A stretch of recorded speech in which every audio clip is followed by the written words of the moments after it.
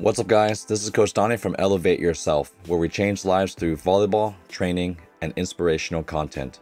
Welcome to my Volleyball Coach Reaction to Haikyuu Season 3, Episode 10. If you're new to this channel, I'm a volleyball coach, volleyball player, and personal trainer who provides volleyball tutorials, jump training workouts, and other cool volleyball videos. You can also follow me on Facebook, Instagram, and Twitter for more content. I'm excited to announce that I finally have an official video editor and graphic designer for the Elevate Yourself YouTube channel. After reviewing over 40 applications, looking through many portfolios, and watching many sample videos, I decided to choose editor number 7. Thank you for all of you who voted, which was over 10,000 fans, and also providing all of your helpful comments in the post. I'm super excited to see where this next stage will take us. It definitely felt like the Shiratorizawa coach was very jealous of Hinata and also resentful that he became such a great player as a short hitter and was given the opportunity that he didn't have growing up, and now he's making it his personal vendetta to show that that style is not going to work against a bigger, more powerful team. That type of resentment might seem limited to just Haikyuu, but that's actually something that happens in real life. Unfortunately, I've seen many coaches project their own insecurities onto their players, which ultimately hurts everyone in the process, but more importantly, it affects the player the most. A coach's job is to not set limits on their players, but to give their players confidence to break through those limits that people have on them. I was wondering why Ushijima apologized to Tsuki, and that's pretty awesome that he had that much sportsmanship to apologize for hurting Tsuki's hand. Now, Ushijima is not apologizing for the kill, because when you're in the zone and you're just trying to score a point, you're going to do it any way you can, but it does suck at the end of the day to actually hurt somebody on the other side. Another positive insight into Ushijima's character.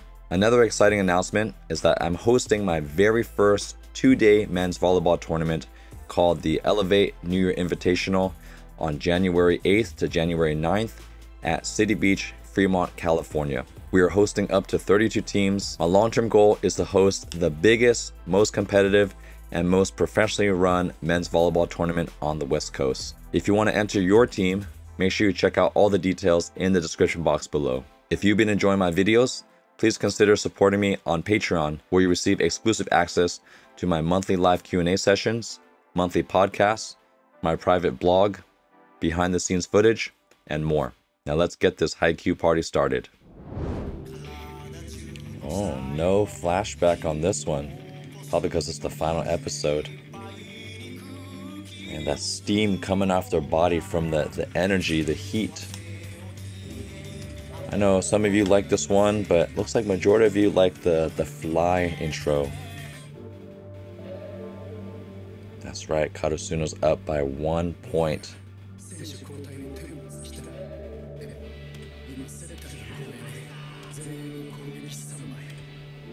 3 attackers in the front row, and Hinata had a back row quick because Kageyama's back in. This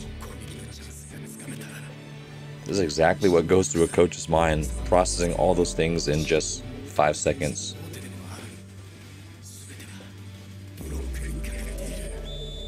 That's right, it is all down to the blockers here.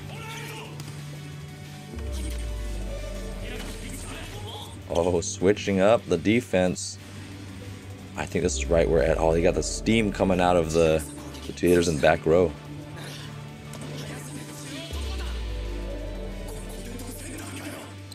Is that a ballsy set, or is that an accidental, fearful set? Right, this is the flashback. I'm surprised they did it after the intro and not before. Another soft block from Suke. One touch!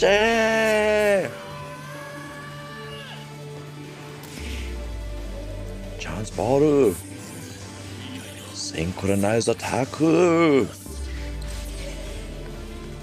on, Hinata. Minus tempo from the back row. Man, earlier than the middle. That's pretty crazy. Can he finish? Oh, he read it, but oh my gosh, this is exciting. Good dig from Ushijima, but right away to the opposite here. Who's gonna dig down the line? Did he get hit in the face again? That's right, Ushijima is annoyed of this guy. Poor Hinata. That's what happens when you work hard. Oh, Akuma is charging his aura, and the setter senses it.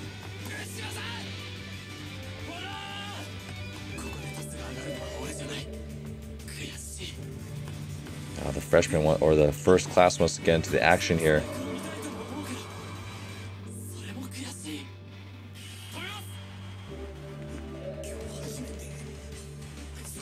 The first three-person block it is? I thought they did a couple three. Oh, first triple that they're closing down the line.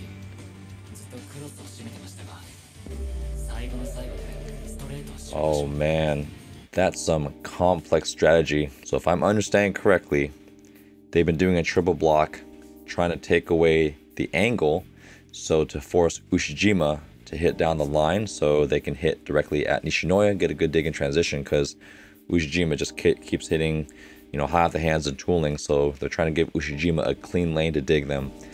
But on the last spike, I don't know how specific you can game plan this, because this is a pretty fairy tale way to go about it. Because to remember all this on the very last spike, it's hard to plan that you're going to be that close in the end and to know when to utilize this technique. But it's cool for the story, at least, where Tsuki told the blockers that on the last point they're going to take away the line to make that one last adjustment. And I always say this, the team that makes the last adjustment wins the game. So even though Ushijima has been hitting well in difficult situations and he's got that Akuma aura just steaming out of his body, Karasuno is making the last adjustment here, and we'll see if Ushijima can see that early enough to crush it down the angle for an easy point. A trap, baiting him.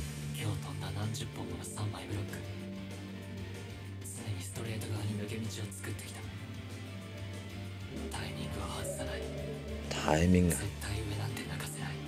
Man, who would have thought that Tsuki would have cared this much to even command the defensive strategy?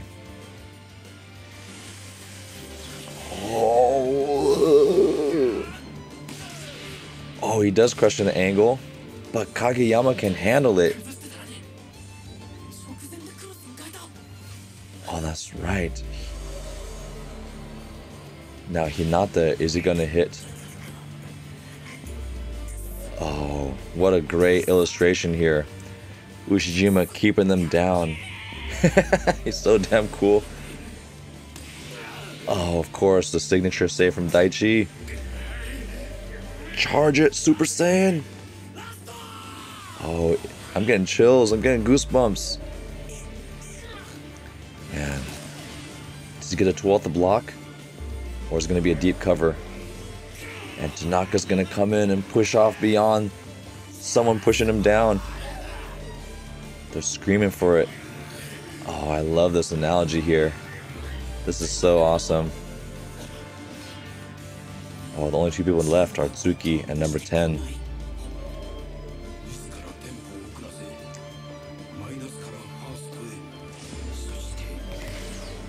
To make it more synchronized and make it more difficult to read. That's hard to track when everyone's going at the same speed. Man, they saved their best animations for this episode here. Super detailed. Oh, they're running Hinata right over the top. Oh, that 360 panning. So much skill. And the crows crowing. Oh, one blocker. Can he hit it into the seam? Mr. Eyebrows watching intently. Oh, touchy from the libero. Nobody's there to get it.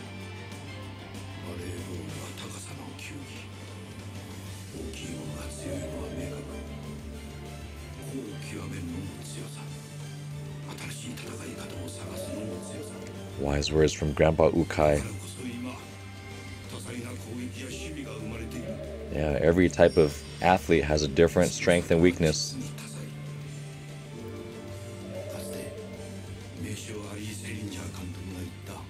Ari Selinger. Oh, did they just get the last point?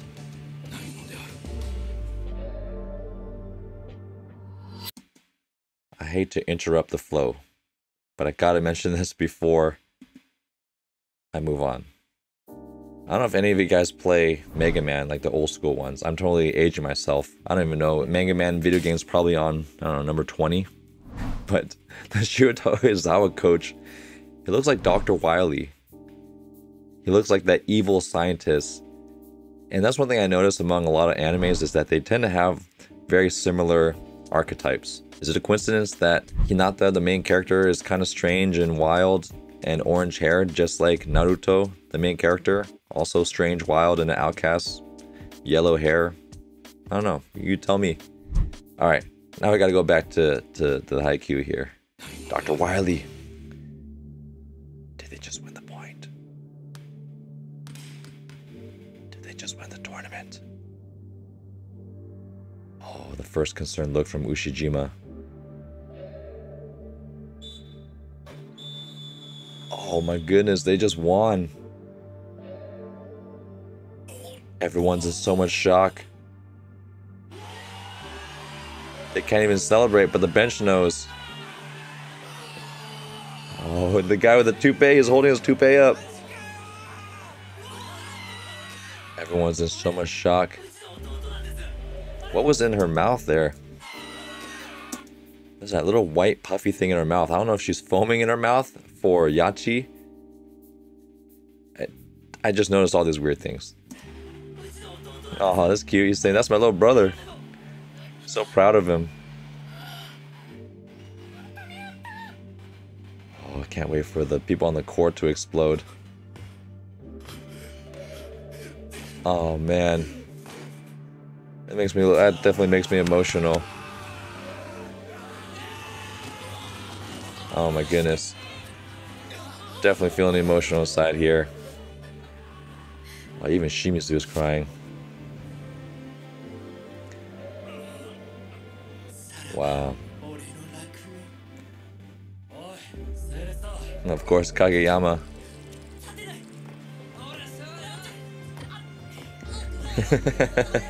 That's right, Hinata was tired, his legs were hurting. Ooh, I gotta take a deep breath. That was an intense scene. I can't wait to hear what Ushijima says. Is he gonna say anything to Hinata? Because Ushijima was trying to keep him down the whole time. Whereas Hinata's gonna go up to him and say, "Hey, I beat you."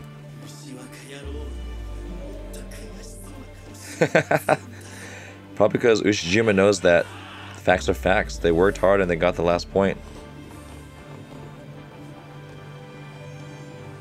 Oh, Mr. Eyebrows.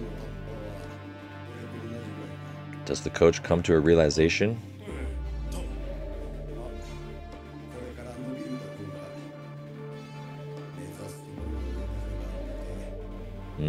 Maybe he's not talking about his physical goal, his skill goal, his ability goal.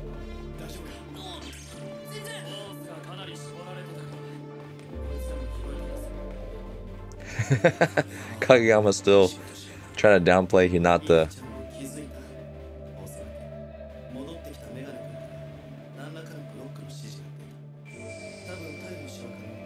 Oh, that's right. K-pop has a very good volleyball IQ, so he notices these things. And it's funny how they didn't even tell Hinata because probably it would freak him out.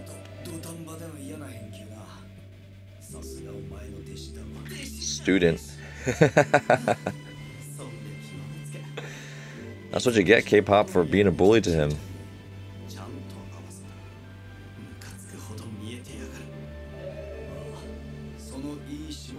If you were nicer to Kageyama, Kageyama would have been even better. You could have played on the same team.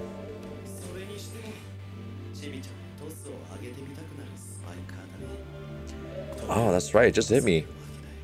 Hinata was the one that scored game point. Not the typical ace, Asahi. Oh, man. I know the feeling. It's hard to watch the teams that you felt you could have beat win the award.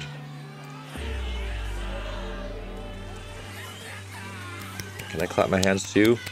That was a great performance. Oh, Grandpa Ukai clapping his hands. We gotta see that again. This principal guy got the biggest glare on his forehead. One thing you'll learn about the best characters in any cartoon or movie, they're not just random characters that people think about. They're actually caricatures.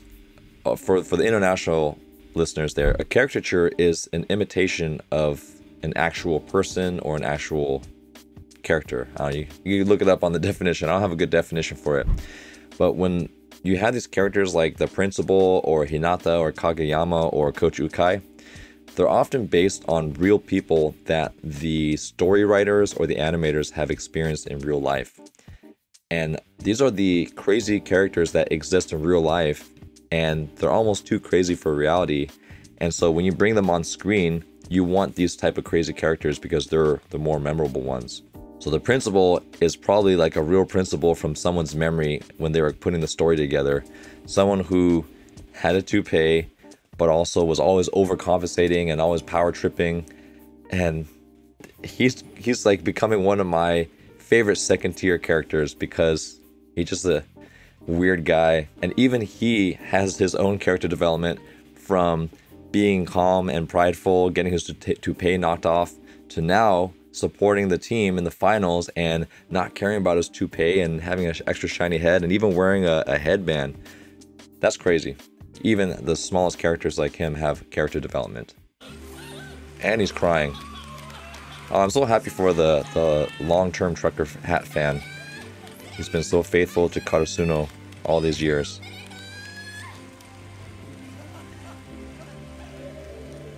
Certain victory charm. Oh, that's right. That was from his friend.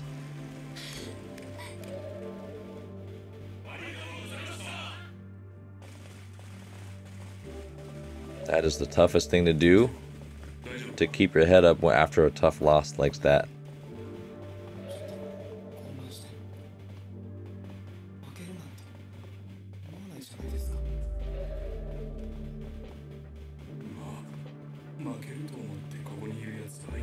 Yeah, everyone.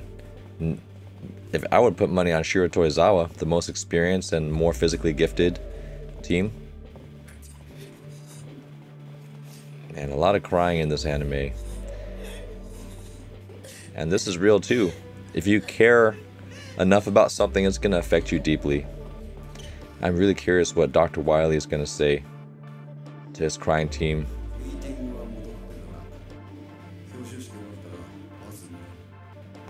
At least he changed his tone to not scold them. Yeah, super old school.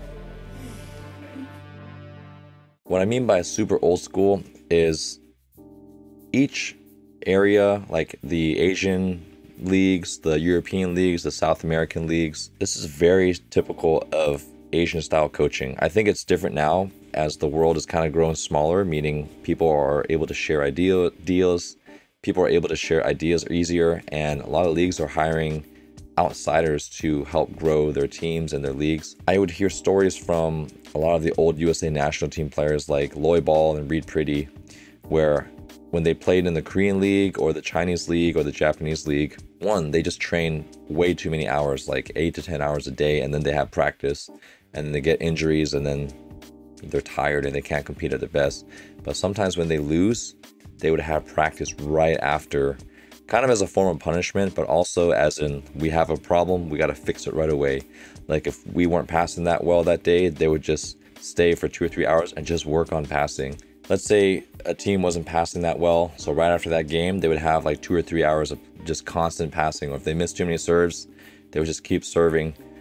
And my opinion is that's not very productive. I understand why they're doing that, because they do want to try to correct things right away, and practice usually makes you better. But sometimes rest makes you better. Sometimes reflection makes you better. And it's not always about the quantity of repetition, but it's about the quality and the understanding, and maybe changing the mindset a little bit. So if we struggle with serving for my team, yeah, sometimes maybe the next day we might work a lot on serving. But maybe we might talk a little deeply on how to make our serves better, or maybe we watch more videos so the players can see themselves and have more self-awareness as to what they're doing as they're serving in the games. So I think it's really cool that they actually have an old school coach still applying some of these old school methodologies, so you can see the variety of coaching styles out there. Sabu.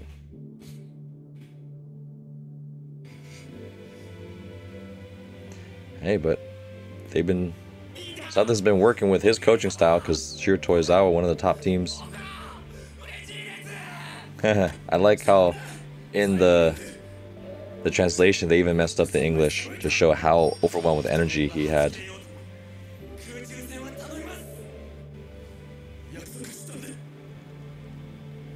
Hey, where's his bruise?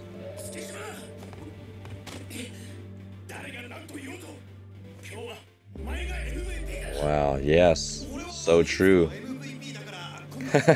Tanaka with his humor. Let's see how Tsuki takes that. Or maybe Tsuki realizes that it was a team effort, so he doesn't feel like he deserves that.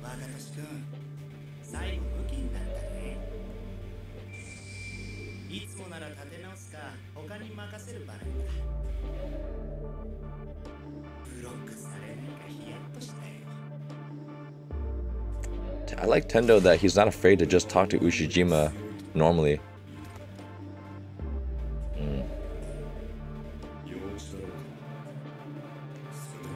Wow, very deep conversation. Very true.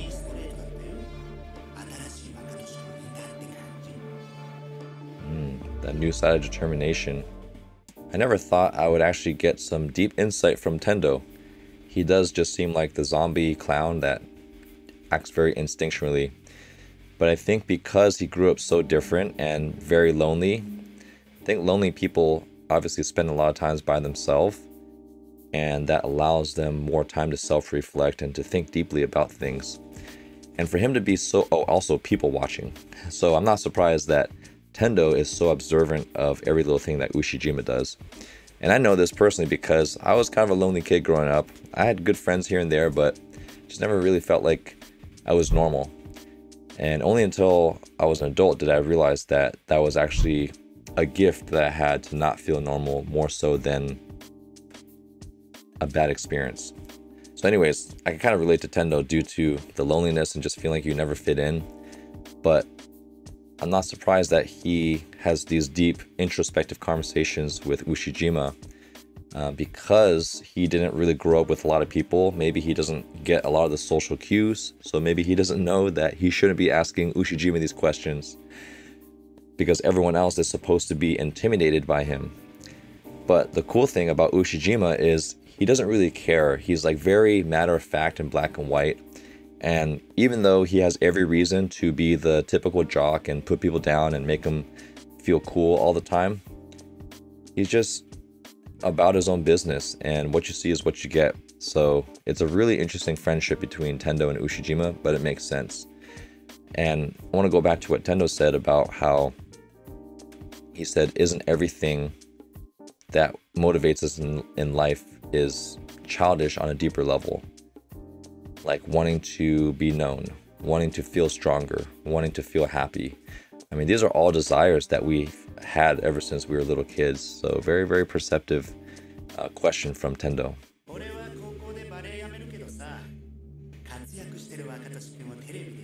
Oh, what a good friend.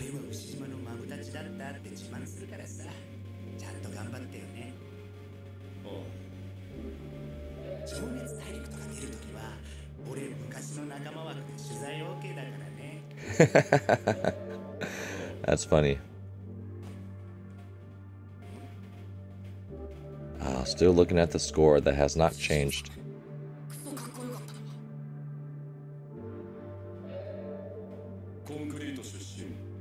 Oh, yes, they finally get to meet again. Oh yeah.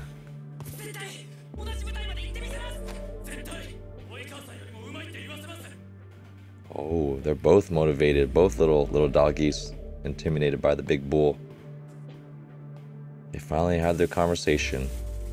Still no acknowledgement from Ushijima that you guys did well today. Oh, this was such a great analogy there. I wonder what's stressing Suki out.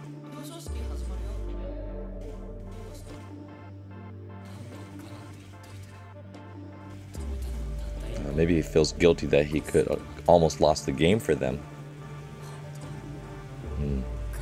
That's good for him to care this much at least.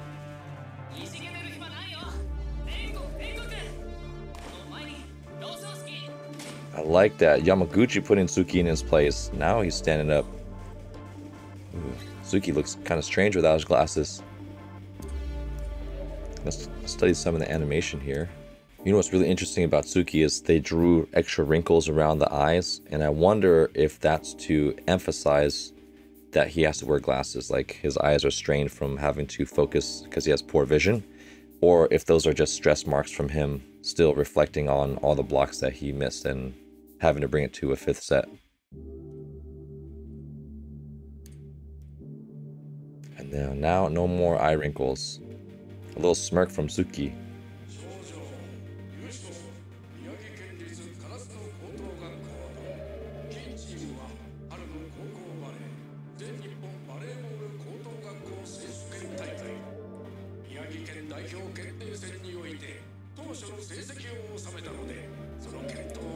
Commendable performance. Oh, is that a little certificate? That's so cool. Oh, they get the trophy too with the ribbons. That's so cool.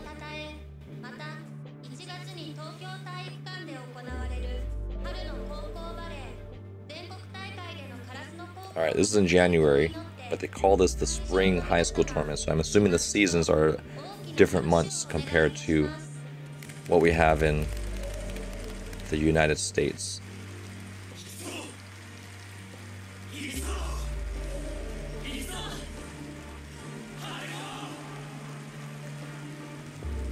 The crow. The crow conquered the eagle. This is back to the restaurant? Yes. Full circle.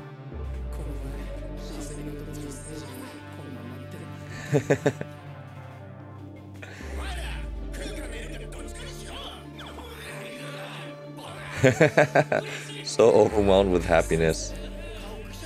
Oh, I like it. That's the 8th time you said that's funny. Yeah, you're just on cloud 9 after such an incredible victory.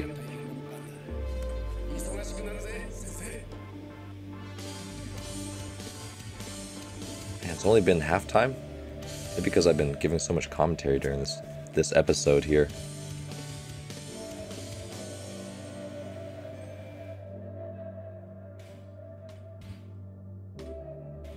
Oh, they get the welcome committee from the school and recognized again for their volleyball team. Word on the street.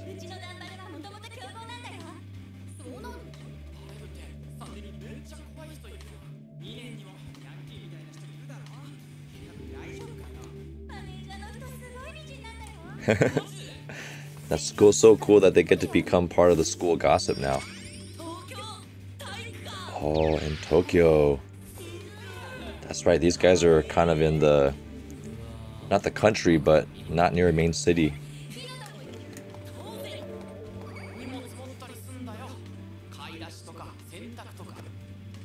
Doing their laundry.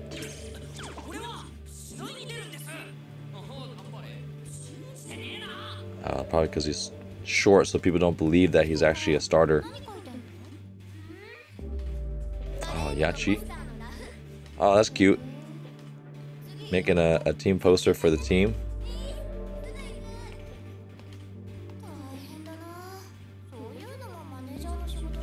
Oh, other people considering the manager job.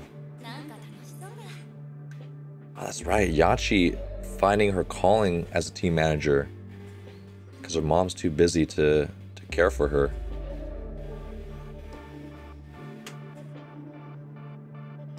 Word got around.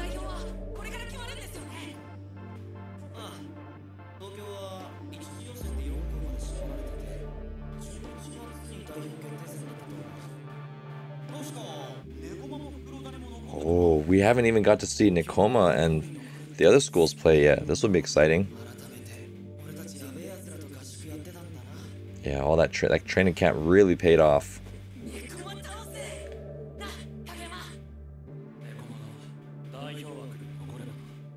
And Kageyama, always the practical guy.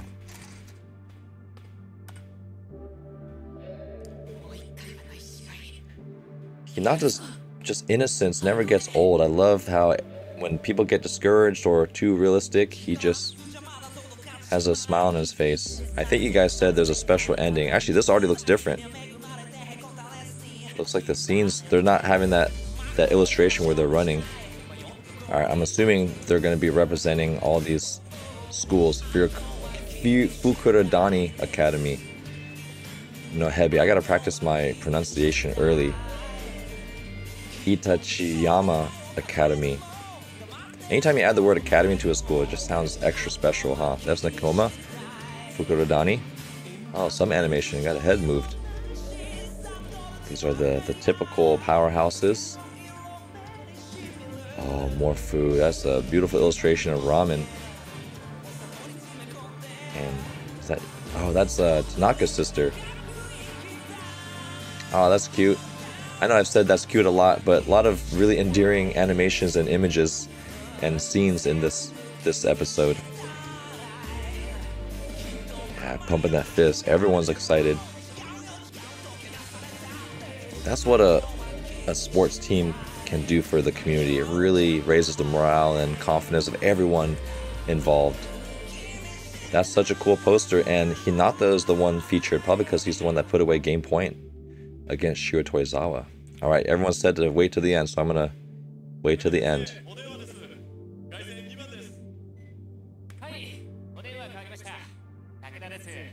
Takeda Sensei. Sounds like a martial arts master.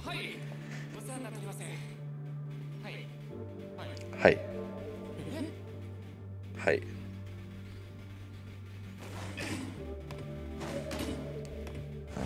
Everyone's training already.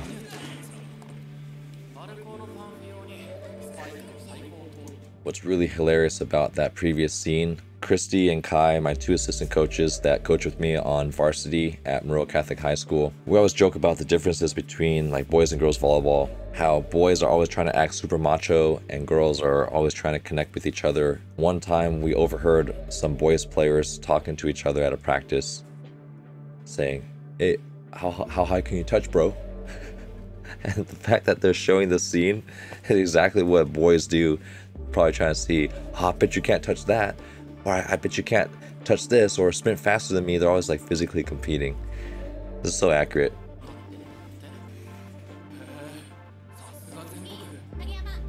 I guess that's what you do when you go into nationals. Ah. Oh, Kageyama is the highest? This is a good way to motivate your team, though. That is pretty high, especially for a high schooler. Wow, Kageyama touches the highest. Hinata, uh-oh. He's gonna touch the highest here, and it's gonna upset Kageyama.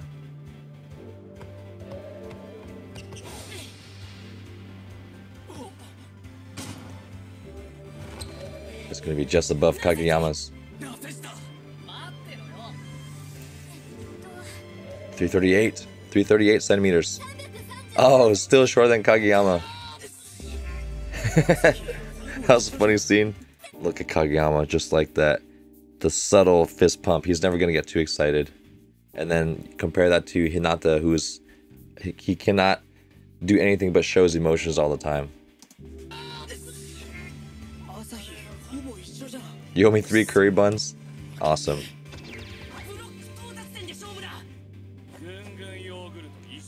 Gun yoguru. What is the urgent news from Takeda Sensei? Is Grandpa Ukai joining the coaching staff? Wow, no way! What an honor. That is so cool. The youth training camp. Now he's getting close to Ushijima's level. Dang, what? That is so incredible. So cool. Here are my immediate reactions to episode 10. This is definitely one of the episodes that I had those chills, those goosebumps. And that rally was just so well animated, so well done, so intense. And you could not predict the ending. I could have never predicted that Tsuki would have changed the strategy at the end. I probably would have predicted that Hinata would have gotten hit in the face again, because that tends to happen. But just how that went down, I don't think we realized just how much creativity that requires to have to create a different volleyball sequence every time. And we're down to 3 seasons already, probably 50 episodes roughly, and they've shown so many volleyball rallies. It's very easy to just show bump, set, spike, because that's just how volleyball goes, right? You have to pass it, set it, and spike it, and then serving and some blocking. But how hard it is to animate that so many different times, because within each episode there's probably 10-20 rallies, and you have to make it each one interesting. I mean, obviously in real life you're going to get a different rally every time, but that's created naturally. To create it artificially for an audience that might not understand volleyball, that's got to be so hard to do. So my appreciation continues to grow deeper and deeper for the directors, the story writers, and the original artists and the original story creator for this.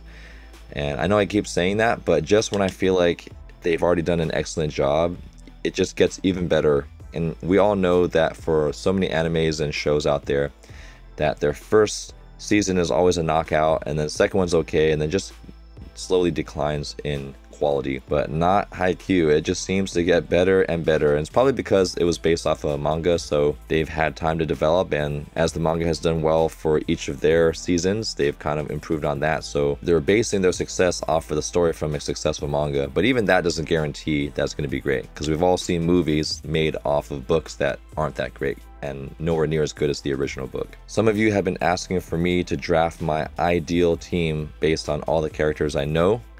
So I might do an in-between reaction video before I start season 4. That's one of the things I'll cover. And let me know in the comments what else you want me to talk about. Maybe you want me to do like a top 3 or top 4 moments from season 3. Some of you also reminded me that there's some OVA episodes and some special endings. So if you can remind me again in the comments, that would be great. So I'll try to include all that in a single in-between episode before we start season 4. Appreciate you guys following along throughout season 3. We'll see you in the next video.